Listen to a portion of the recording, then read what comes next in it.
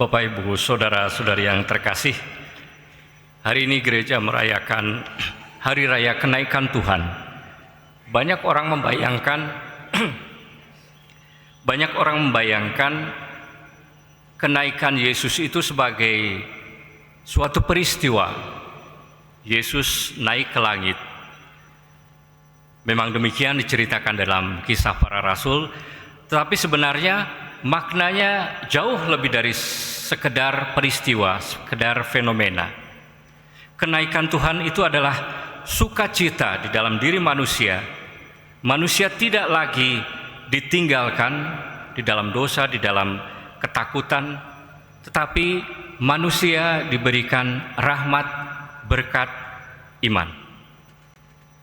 Jadi kita tidak hanya melihat Yesus yang naik seolah-olah kita menatapnya, tapi justru kenaikan Yesus itu memberikan kita harapan, iman yang teguh.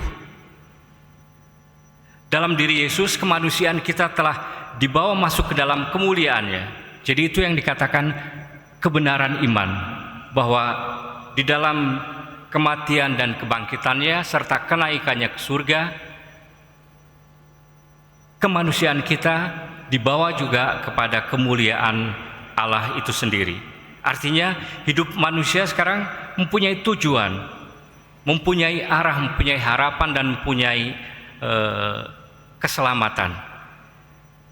Itulah buah dari misteri Paskah yang kita rayakan selama ini, bahwa misteri Paskah melalui wafat, kebangkitan, serta kenaikannya ke surga, Yesus memberikan martabat iman kepada kita. Yesus memberikan keselamatan kepada kita. Tapi kembali lagi pertanyaannya kepada kita, apakah atau apa hubungan kita dengan kehidupan iman kita? Apakah dua hal yang terpisah, atau sungguh-sungguh bahwa iman itu memberikan inspirasi, memberikan harapan kepada kita dalam hidup bersama dengan gereja, dalam keluarga, di dalam pekerjaan, di dalam seluruh tugas dan kewajiban kita sehari-hari, di dalam penderitaan, di dalam kesulitan, apakah kita tetap memiliki iman yang teguh kepada Tuhan? Saudara-saudari yang terkasih, iman itu bukan sekedar ritual. Iman itu bukan sekedar ikut dalam perayaan Ekaristi, berdoa, berdevosi. Itu juga penting, itu juga adalah yang diajarkan oleh gereja, itu juga adalah hal yang penting untuk membangun hidup komunitas, untuk membangun hidup bersama di dalam iman. Tapi iman juga diungkapkan, diwujudkan di dalam kehidupan kita sehari-hari. Seringkali hidup menggereja itu hanya ditandai dengan datang ke misa, ikut doa lingkungan, berdevosi, tetapi toh akhirnya itu yang menjadi inspirasi bahwa kita diundang ikut dalam perayaan Ekaristi adalah panggilan hidup kita sebagai Kristiani. Undangan untuk kita terlibat dan merasakan kehadiran Tuhan.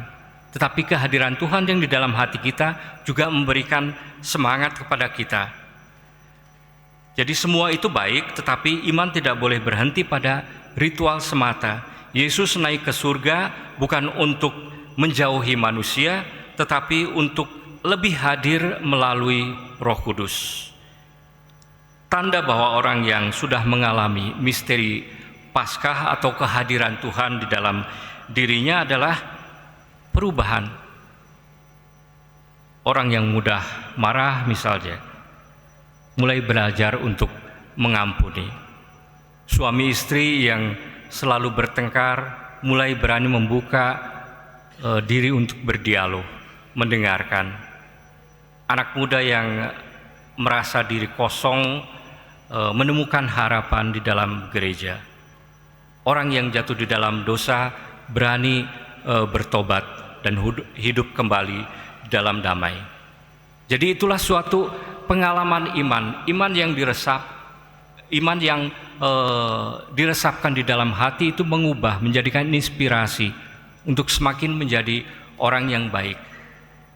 orang yang sungguh mengalami perjumpaan dengan Kristus di dalam hatinya. Jadi misteri Paskah itu sungguh memberikan keselamatan dan manusia diberi kekuatan untuk melakukan tugas dan hidupnya.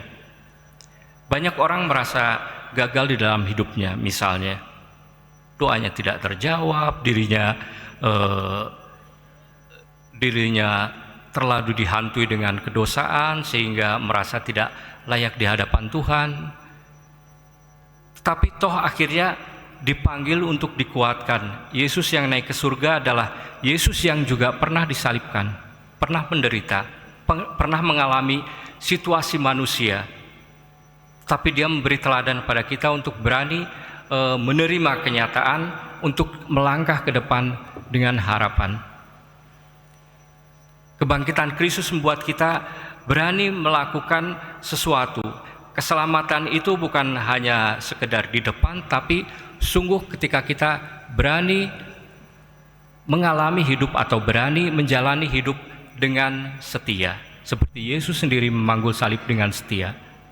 Ketika kesetiaan itu menjadi bagian dari hidup kita, akhirnya kita menjadi orang-orang yang sungguh memiliki iman yang teguh terhadap Tuhan.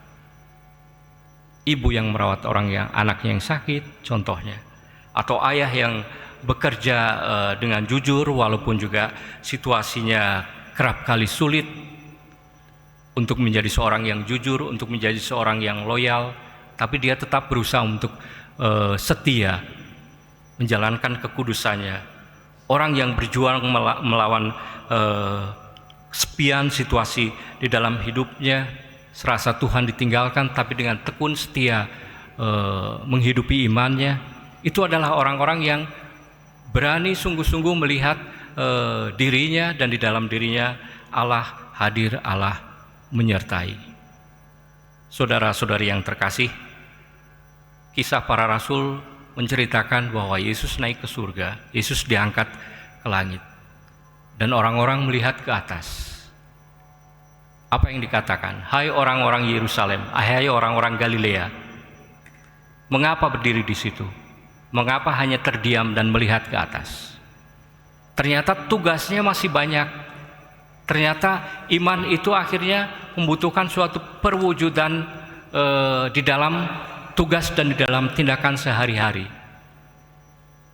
Yesus mengatakan,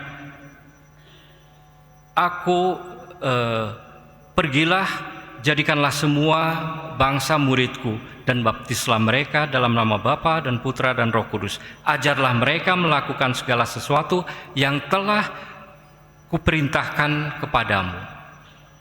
Artinya bahwa tidak hanya menatap terpesona dengan naiknya Yesus ke langit, ke atas surga, tetapi itu menjadi pesan bahwa masih banyak tugas pewartaan ke depan, bahwa masih banyak hal yang harus dilakukan untuk semakin mewartakan Injil, menjadikan murid-murid Tuhan melaksanakan apa yang telah Kristus perintahkan kepada kita. Itulah semangat yang kita miliki di dalam peristiwa kenaikan Tuhan ini. Kita diingatkan untuk menjadi semakin beriman kepada Tuhan, bahwa kenaikan Tuhan Yesus sungguh memberikan inspirasi bagi hidup kita. Tidak hanya kita menatap ke langit, tetapi juga kita menatap ke dalam diri kita, melihat hati kita, terpesona akan peristiwa keselamatan itu. Dan peristiwa keselamatan itu akhirnya kita wartakan kepada orang-orang di sekitar kita. Saudara-saudari yang terkasih, Hari Raya Kenaikan Tuhan bukanlah cerita tentang Yesus yang pergi jauh, tapi justru hari ini kita diingatkan bahwa Kristus tetap hidup dan berkarya di tengah-tengah gereja. Aku akan menyertai kamu senantiasa sampai akhir zaman. Walaupun kita memiliki tugas, tetapi Yesus selalu menyertai kita. Ia hadir di dalam Ekaristi, Ia hadir di dalam sabda, di dalam keluarga, di dalam orang miskin dan menderita, dan di dalam setiap hati orang yang membuka hati kepadanya. Kalau Kristus masuk ke dalam kemuliaan Bapa, maka kita sebagai anggota tubuh juga dipanggil menuju kemuliaan. Karena itu, jangan takut menjalani hidup, jangan menyerah kepada dosa, jangan kalah oleh putus asa, jangan lelah untuk menjadi baik, karena Kristus menyertai kita sampai akhir zaman.